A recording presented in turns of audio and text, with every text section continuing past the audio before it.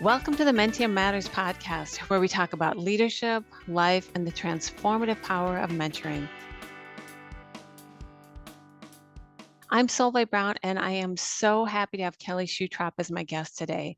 Many of you saw Kelli on Mentium's business education webinar, where she gave great actionable advice for enhancing our online presence. In today's episode, Kelli is going to share best practices for developing and expanding your personal brand and becoming recognized as a thought leader. Kelli will also offer suggestions for boosting your executive presence, which is always one of the top leadership development areas that mentees want to work on. Before we dig in, let me tell you more about Kelli. Kelli Schutrop is a dynamic revenue growth leader and the CEO and founder of Thoughtful Resound, a fractional sales and marketing and leadership consulting firm. She has devoted her expertise to unlocking new revenue streams for growing B2B companies through innovative sales, marketing, and thought leadership strategies. Her passion lies in accelerating business growth, supported by a vast skill set that spans digital and brand marketing, consultative selling, on camera hosting, and public speaking. Kelli's professional journey is marked by achievements including scaling startups, building marketing functions, establishing sales structures, and providing consulting to business leaders across the country on strategic growth. Beyond her role as a sales and marketing leader, Kelli is actively engaged in fostering industry connections and sharing insights on a global scale. She is a four-time LinkedIn Learning course instructor, regularly conducts speaking engagements, organizes fireside chats with industry luminaries, and has contributed her expertise to various boards and committees. Kelli studied public relations and marketing at the University of Northwestern St. Paul and brings her enthusiasm for business and connection into every conversation. Additionally, she has a young, adventurous family that adds richness to all aspects of her life. Welcome, Kelli. Thank you so much for joining me today. Thank you, Solveig. I am so happy to be here and talk about this topic that everybody seems to want to know more about in our new world To- here. Totally. So many of our mentees want to work on their personal brand. And I am especially excited that you can share your expertise with us because you have taught a LinkedIn learning course on personal brand that over 15,000 people have taken. So can you talk more about why developing a personal brand is so important? Absolutely. So It's it's no surprise that relationships drive outcomes. So whether an individual is looking for their next career opportunity or looking to expand their business through sales opportunities, I mean, there's just really so many avenues that personal branding can open up for you. And I was fortunate in my undergraduate education when I studied public relations, my professors really, really recommended getting active on LinkedIn and spending time there. And even prior to that, I just had interests along the lines of business. So some of the things I was involved in undergrad were like student government and starting associations on campus that focused on business. And it started becoming very obvious to me that two things. One, I really enjoyed getting to know people. And two, I really enjoyed capturing those different experiences. They felt kind of like field trip opportunities to me. And as I captured that not only on my resume, but also on my LinkedIn, it opened up more doors of opportunity. And so now, years later, that has looked like millions of dollars in revenue for companies, as well as every role that I've had up to this point has come through a relationship or a connection. And so I am very passionate about helping other people identify how they develop their personal brand and what it can unlock for them. Those are great reasons for why it is important to be more intentional. So, where does someone begin who would like to develop a personal brand? Some of the people I interview have never really thought about it before, but they know that they want to do it, but it's kind of daunting to know where do you start? It's so true. And I have conversations with folks really all across the gambit, like students who are looking to launch their careers. I just rode on a flight with a Harvard business fellow who is exploring his personal brand. Like it's not uncommon for this to feel like every other conversation, right? Business executives, everybody's looking to navigate this topic right now. And I would say the first place to start is to identify what are you trying to accomplish through it? And that in and of itself, depending on how your mindset works, might feel only self-serving, right? Like, okay, I want to get a job. I want to accelerate in my career. I want to sell more of my product or service. I actually encourage people to think about it through a lens of how do you educate and help people around you that you'd love to work with. So if it is wanting to be known in your space so that you can get career opportunities or, expand within your organization or join boards or get speaking opportunities or sell whatever it is you're offering, think about who is that ideal audience and what matters to them and start there. Like that should be the foundation because everyone has experience and expertise, even if they're right out of school, even if they're 5 years into their career, especially if they're 15 to 20 to 30 years into their career, where they have experiences that other people that they'd like to interact with can see value from. And there really are a few different subsets of how you can present yourself in your personal brand.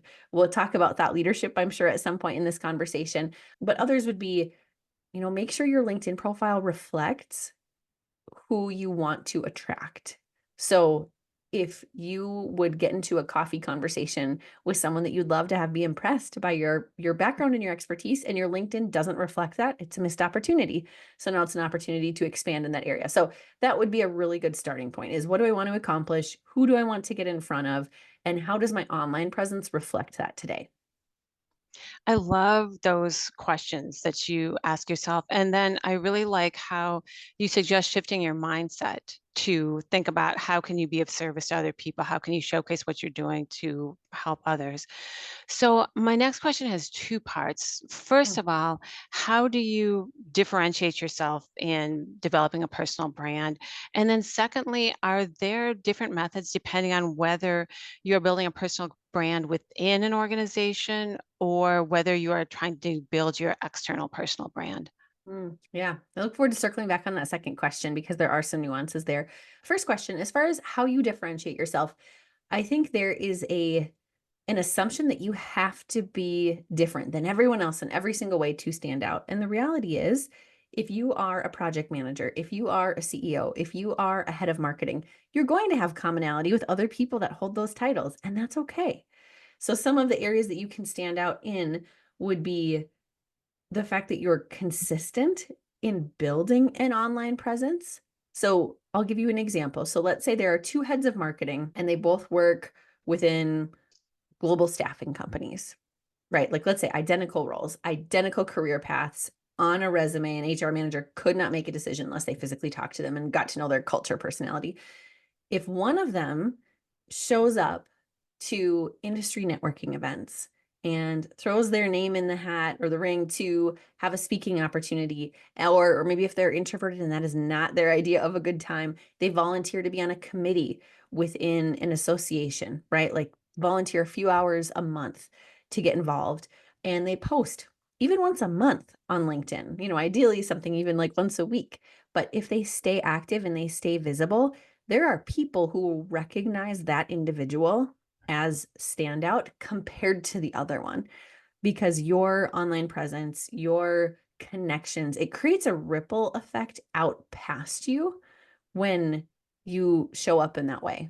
Otherwise, you're relying on individual one-on-one conversations for your whole career, right? Like if I talk to Solveig and she's impressed by what I do, awesome. That's in Solveig's head and nobody else's unless Solveig talks to someone about me. But if I post on LinkedIn experiences that I'm having and ways that I can help my audience, all of a sudden that gets to ripple out. And if Solveig clicks like on that, it goes to your network, right? Like there are so many ways to expand it. So that differentiation in part is not necessarily that you are doing something completely different than what someone next to you is doing. It's that you're talking about it and that you are trying to add value to those around you based on that knowledge. And I'll give another example. Even if you're not in a spot where you're like, oh, I don't know that I could be a thought leader, there are still experiences that you're having within your career that would help other people that are at lateral or maybe a step behind you in their career without giving away your company's trade secrets. You can talk about things that you're navigating or projects that you're proud of accomplishing, and all of that can help accomplish building your personal brand. Those are great examples. And I think that really struck me when you did the business education webinar about how important it is to build your online presence. And that example you gave was so effective of it really, otherwise you're dependent on one-on-one conversations and Mhm. people talking about that versus being able to show what you're thinking about directly to people and letting people absorb that. Mhm. So, how would you begin to craft or share a brand story as, many people are in the beginning of this journey? And that's a great question. Do you mind if we jump back to the whether you're in an organization Oh, no, or I'd you're love building that actually. externally? Because I'd Yeah. love to share that. So, if you're in an organization and you're looking to build your brand presence in that space, it's going to look a bit different, right? There are people that are going to be more influential in your journey. And there are fantastic ways to get involved from a mentorship standpoint with Mentium, of course. And you know this if you're listening to this podcast. But then there are also ways to seek people out who may not be a formal mentor to you, but maybe they're a few role steps ahead of you and you can learn from them. And I'll give you an example of that. So early in my career, I was in a professional service firm. I was the marketing manager, team of one at the time, reporting to the CEO, and it was a small company. And I was asked to put together a marketing budget, and I hadn't done that before. And I have a high standard of excellence. I want to produce great results, right? And I had an idea of what I wanted to put into it. I was doing all the Google searching, but I had this nagging feeling in the back of my mind that I was going to miss something. And I don't even know that the CEO would have known if something was missing, but I wanted to do it right. And I came across an individual who happened to be speaking the next week about how to create a marketing budget. And she came out of the industry that I had been in and had recently moved elsewhere. So she wasn't competitive. And I thought, oh, this could be amazing. I heard her speak. Afterwards, I went up and I had a conversation with her and asked her if she ever considered mentoring people. And she said she's considered it. And I asked if she would consider mentoring me. And she said yes. And here we are 12 years later. And she's still been a really important part of my career path. Just a really incredible, like, guiding resource to bounce ideas off of. And I've learned so much from her. And the reason I share that is even though she wasn't within my organization, that same mindset can be approached when you are taking people to lunch or to coffee or just hop on a Zoom call or a Teams call and say, I'm curious to learn more about your function because that's a direction that I might want to go in the future, or that's a couple levels above me. Can I meet with you? Can I have a conversation? To me, that is just as much personal branding, especially internally, as posting on your LinkedIn. Because now, while it is that one-on-one relationship, that person is connected to other people within your organization and they can vouch for you if they know you more than a resume on a screen if you're applying for a job internally. That is a great example. I like how you brought in the mentoring in of finding mentors within your organization or externally too. And then just that everyday networking as part of your brand, as part of like, I am taking the opportunity to meet these people or do coffees or Zoom calls. That is, and it's doable. I think that's what's so nice about all the advice you give is that it is doable.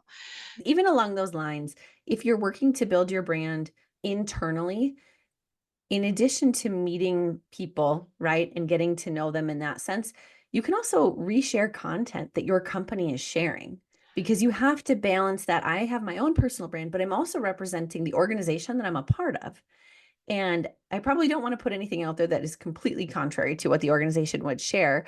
And LinkedIn is more of a professional space anyway, which helps to alleviate that. But even just thinking about what is a cultural event that's happening, right? Like what's a team building activity? What is an article that your company shared and how do you promote that? And maybe it's directly in alignment with something that you have done and maybe it isn't. Maybe it's just a cool initiative that your organization is putting together. And so I have worn the hats of managing marketing internally, where my role was fully internally focused. I mean, I helped generate leads and help build brand, but my purpose and reason for shaping my LinkedIn was to help other people see that I was a strong marketer.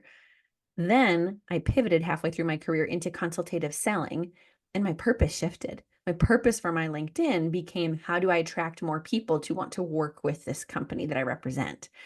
And I approached my about section, my cover photo completely different when I was my own person representing who I am in my career versus I'm representing really a face of this brand. You could say the same for an executive if you are a face of the brand. And then when you think about when you're not necessarily representing the organization, you're just representing yourself, whether you're a solopreneur or you don't need to represent the face of the brand, there's still, that emphasis on what expertise do you bring? How can you add value to your audience? How do you become a hub of resource for them? I love that. And again, it's doable to reshare the content and then put your own spin on it. Like, oh, I'm really proud of this accomplishment that we've done, or I'm really glad to see this work being showcased in our organization. So, those again are really great suggestions for that. And it makes everyone feel good. That's what I like about that. Sometimes you feel like, oh, I don't want to do that. But then once you start doing it, it's just the habit of doing it and engaging, and then you Mhm. become perceived in that way as someone that is part of the organization and excited about what you're doing, not only personally, but also in the large organization that you represent. Yeah, well, and you can create some nice visibility that way. I think back to my first role out of college. It was a paid internship post grad, and they did that intentionally. It was for an advertising agency. They do that intentionally so they can hire someone out of school if they are a good fit. And I went into that internship, and it was one that was really competitive. We were told afterwards the 10 of us that were selected from a 500-person pool. And I had done informational interviews with people in that company prior, and they suggested that I apply. And so me putting my resume into the mix came with recommendations, which speaks volumes. And I can honestly say, out of 500 people, some of which had pined after this type of an internship since high school, and it hadn't been on my radar that long by any means, I can't say that my resume was the only one that was qualified for the role that I fit. I'm sure there were many that were incredible, but because I had that connection and had multiple conversations, people could vouch more for me. And so my name was starting to circulate and float around for HR or hiring managers to keep an eye out for. But with that story in mind, one of the initiatives I did personally is I wanted to start a blog separately on the side, and I wanted to do a blog once a week because it was for the summer. So 12 weeks, I wanted to blog every week because I didn't want to forget what I'd learned. And a couple weeks in, I found out that the CEO of the company, maybe president was his title at the time, knew about it and said, "This is a really cool vantage point. I'd like to post it on the company blog. Are you okay with that?" And it was a really just kind of just a cool moment, in the first taste of where something that I was producing creatively to add value to people around me and to keep track of what I was doing got recognized at a company level. And that accelerated my personal brand, right? And so there's a lot of opportunities to lean into things that you are passionate about that can get more visibility, that put you on people's radar. That is a great illustration of doing something that you'd be doing anyway, but then getting it out there because other people are likely interested, or it'll be of add value to what they're doing. You've always been good at personal branding. I like that you I've came always out of really loved college it. ready to go. I've always really enjoyed it. So I love Yeah. telling people about different ways that they can apply it for their own situation. And it shows, and I think that's what comes through is your passion for it. I'm inspired just listening to you because I'm like, "Oh, that it sounds so good." So how would you say that you craft and share a brand story? Yeah. Brand story sounds like one of those buzzwords, right? Where people say, like, I don't know that I have that. I would encourage people hearing that term just to think about it as, who do you want to show up as online, in a room? If your name is said and you're not there, what do you want people to feel and resonate? Right. So, what is the area of expertise you have? What is maybe that's a function, maybe that's an industry, maybe that's a skill set. What do you want people to know about you? And again, I know I talk a lot about LinkedIn, and it is because that is the one piece of real estate on the internet that you get full control over what is said in your own profile, right? I mean, you can have your own website too, but for most people hearing this podcast, you probably don't have your own website. You are working within an organization. And so your LinkedIn is your website. And so to think about it through that lens of, who am I helping? What do I want to accomplish? What do I want to be known for?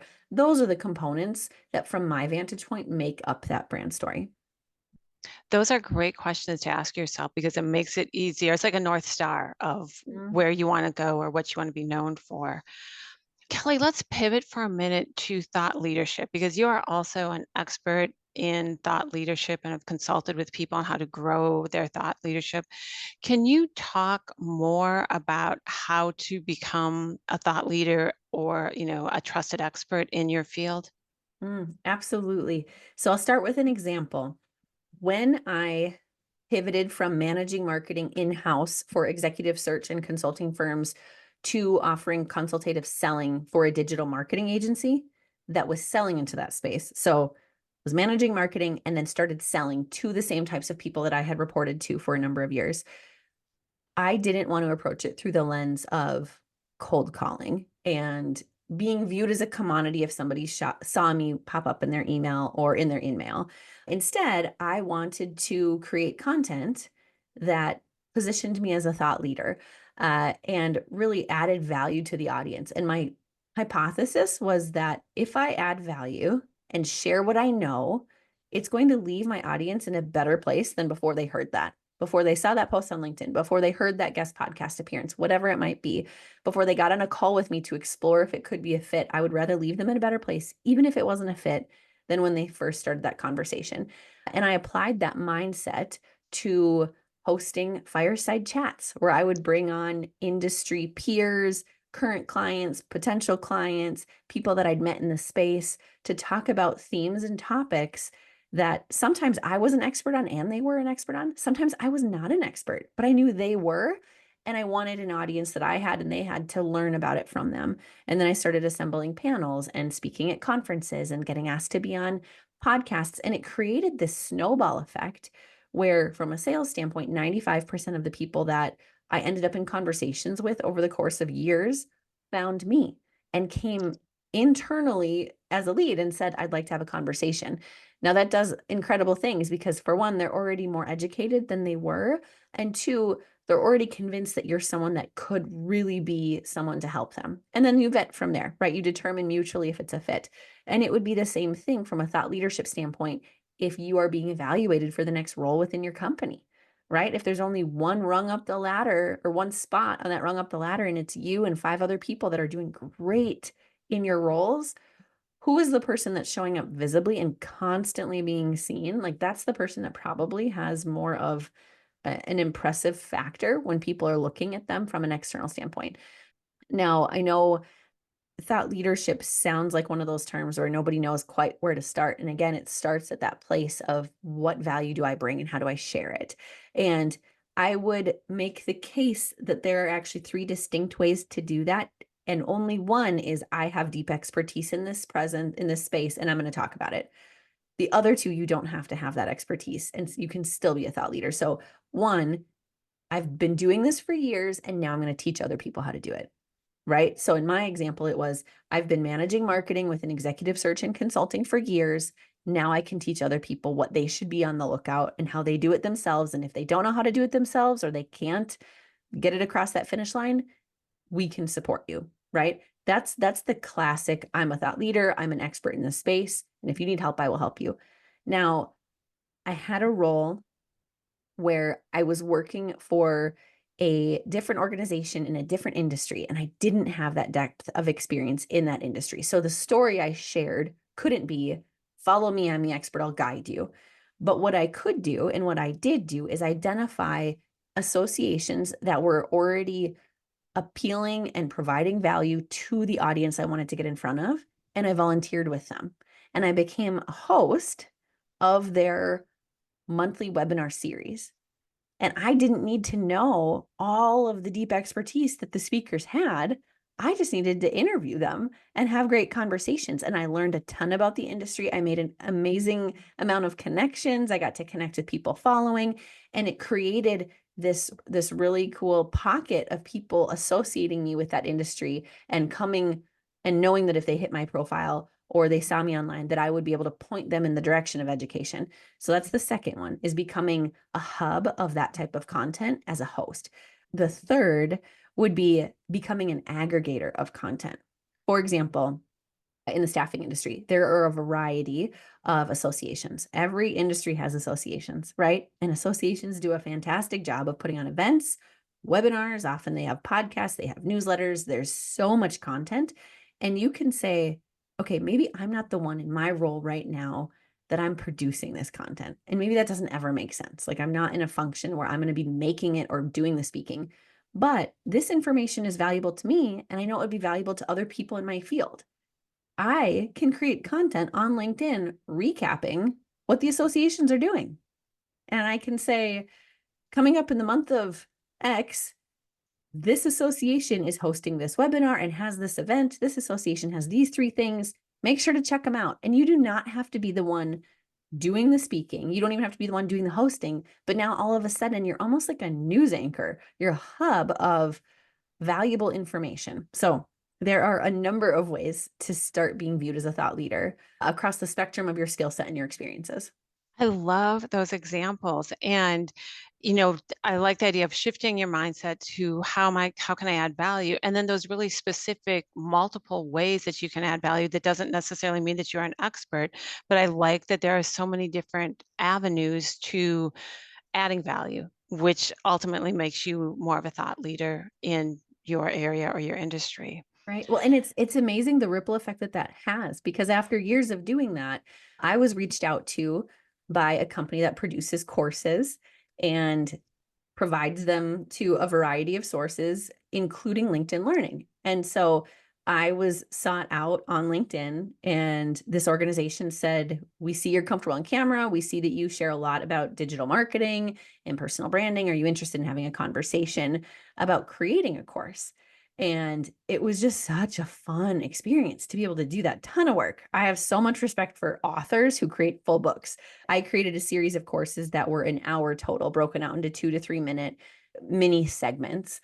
And it created a narrative that people can learn from. But that opportunity never would have happened. I wouldn't have multiple courses on LinkedIn Learning if it wasn't for content that I was already creating. And now it's fascinating to me. In the last week alone, I have had messages in my inbox from India, Paris, and Scotland from people who have seen a course that I produced at this point 2.5, 2 years ago, saying that it added value to them and it's helping them in their career. And that is really rewarding because it keeps on giving. That's the other purpose and reason behind, or I should say, that's the other advantage to creating content and having it live online, because it can help other people for a really long time.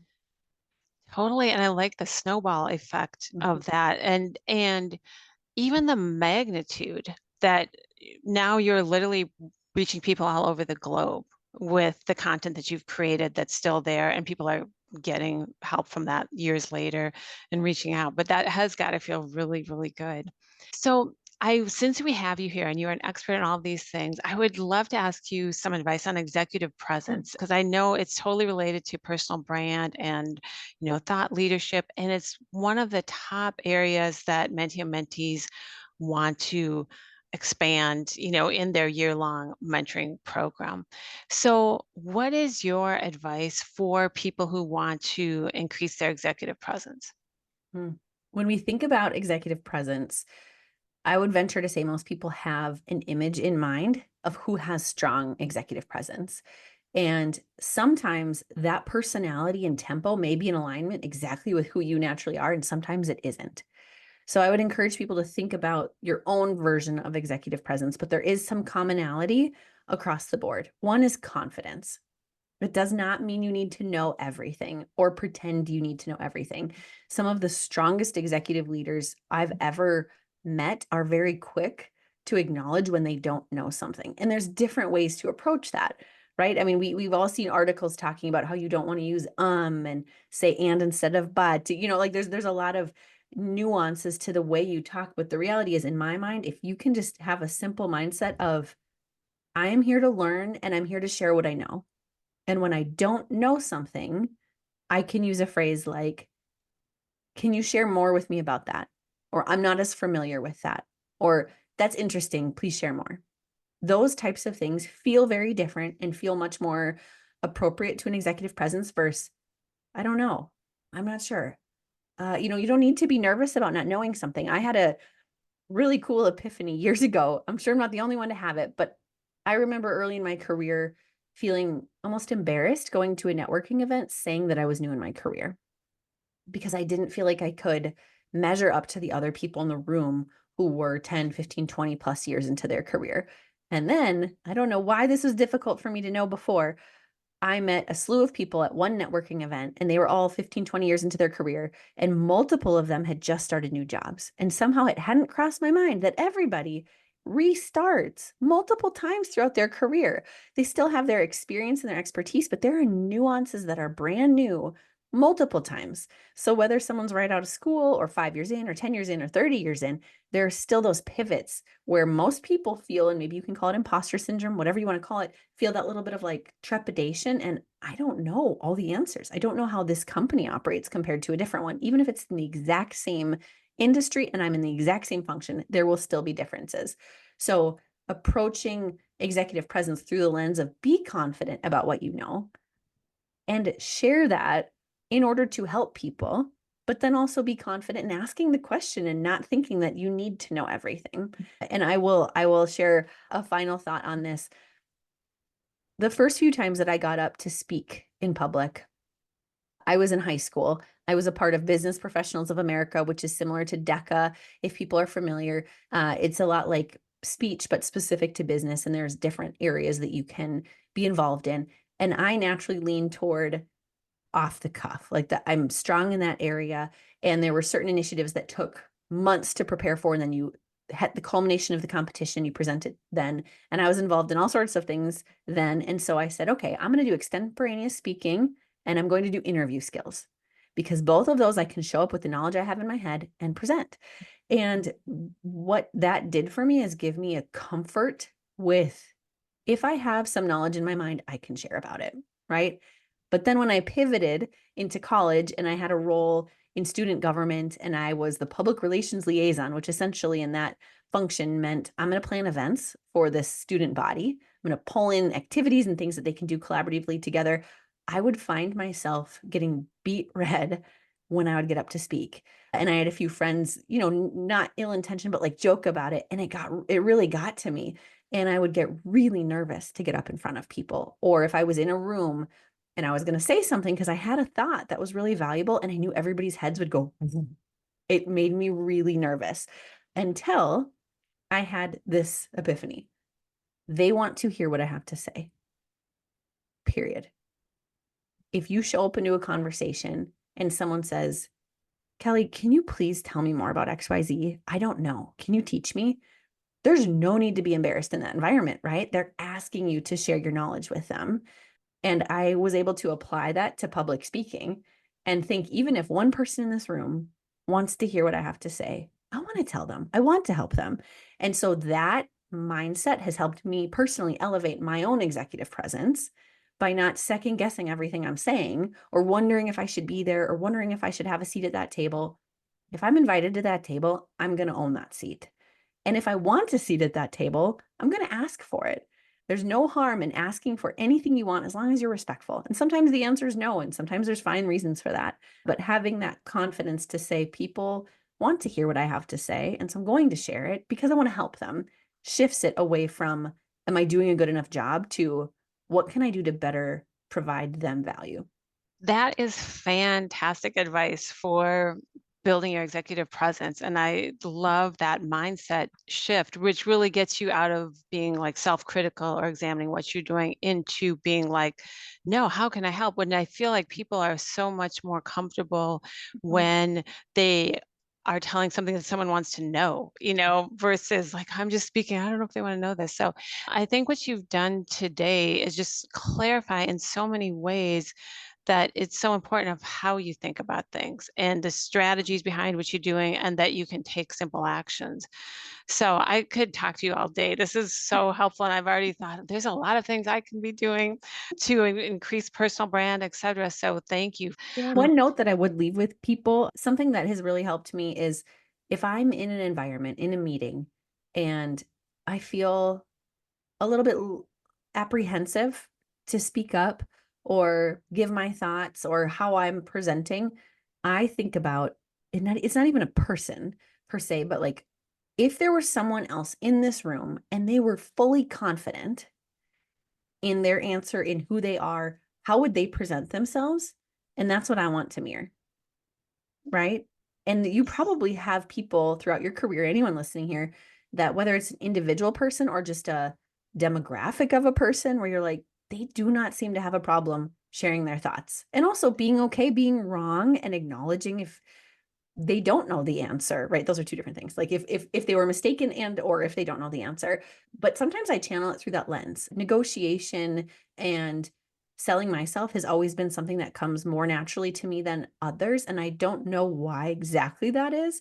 But when I do get nervous about things like that, I always just think about it as what harm does it do to be confident? I've just been rewarded so many times in networking conversations and opportunities for interviews that I lean into it more and more. It's just like with anything. If you put something out there and you have a good result, you're going to keep doing it. Doesn't mean every time it goes the way you want, but that example helps me a lot. Yeah, and I like that people can have their own idea of what would a confident person say in this situation and then lean into that. And especially when you have a role model that has a similar style to yourself where you're like, I could do that. So, Kelly, we have time for one final question. Do you have a favorite saying, quote, or motto? Ooh, good question. So I keep a list on my phone of quotes that I like. And some of them are from movies. I most recently wrote down a Gandalf quote from Lord of the Rings, and sometimes they are from business leaders. So nothing is precluded, but all of them really, really resonate with me. And one that I heard from a business leader was confidence follows courage. Specifically, courage is the bridge from where you are to where you want to be. And confidence is what you gain on the other side of that bridge. So confidence follows courage. And that's by Kendra Cato. She is a very strong, incredible leader. I've met her through the staffing industry. And it's just a really good reminder that you do not need to have confidence to do impressive things, to do things that are outside of your comfort zone. You just need to step into it with courage, and confidence is what you gain after you've accomplished it or learned if it didn't go the way you wanted it to, right? You either learn or you get what you're looking to do in the end. So confidence follows courage. I love that quote. I'm going to put that on a post-it on my computer because it is such a good reminder. I think sometimes people think of it the other way, like, oh, if I had more confidence, I'd have the courage to do this. But Mhm.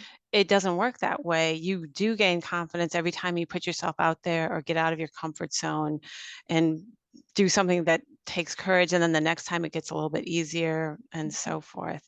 Right. And from that mindset, you either learn or you win, right? It's not like I won or I lost. It's like I won or Hmm. I learned. And then you keep moving to the next scenario. Yeah. Kelly, thank you so much for being my guest today. You have really added value to this episode and you have educated us. And I really, really appreciate that. I really appreciate the concrete strategies you've given me and all of our listeners on how to enhance their personal brand, ways to develop thought leadership. And I like those diverse strategies you talked about, and how to be in this world with more confidence in every situation, not just at work, but in life. And I feel like these are all areas that people continuously improve. There's never like an end game. You can always get better. And I feel that I appreciate that you've given us simple things we can do and questions to keep asking yourself to keep pulling yourself along further down the path of being the best person that you can be. So, thank you, all of our listeners, for joining us today. We have many great episodes lined up on the Mentium Matters podcast, and we look forward to having you join us next time. Thank you.